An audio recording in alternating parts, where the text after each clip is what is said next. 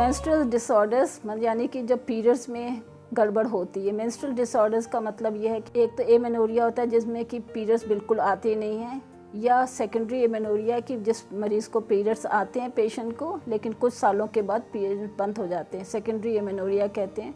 तीसरा है कि कम पीरियड्स आना, और इसको कि ओलिगोमेनोरिया कहते हैं, कम पीरियड्स आना, जो कि बहुत बीमारी की वजह से, थायराइड की वजह से, एनीमिया की वजह से, बहुत बीमारी की वजह से ये हो सकता है।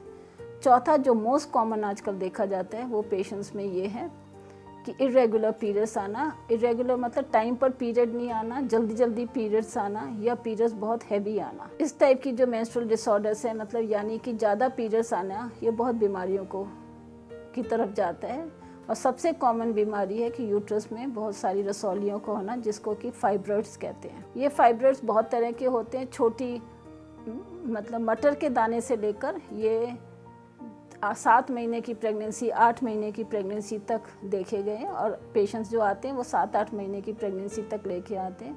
ज़्यादातर फाइब्रॉइड्स में अगर छोटा है और अंदर की तरफ बढ़ रहा है तो पेशेंट्स कंप्लेन करते हैं कि ब्लीडिंग बहुत होती है।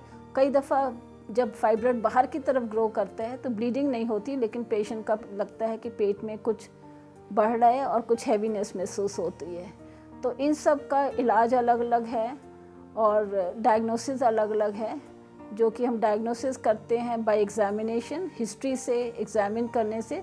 दूसरा मोस्ट इम्पॉर्टेंट चीज़ है, अल्ट्रासाउंड से पता चलता है कि किस टाइप से ये ब्लीडिंग डिसऑर्डर हो रहा है। अगर बहुत हैवी ब्लीडिंग है तो सबसे इम्पॉर्टेंट जो है, जिस पेशेंट को हैवी ब्लीडिंग है, नॉर्मली ये है कि एक ठंडी चीज़ें ना ले, जैसे कि बर्फ़ में डाली हुई, क्योंकि बर्फ़ की चीज़ खाने से यूट्रस कॉन्ट्रैक्ट करता है, उससे ब्लीडिंग बहुत हैवी होती है।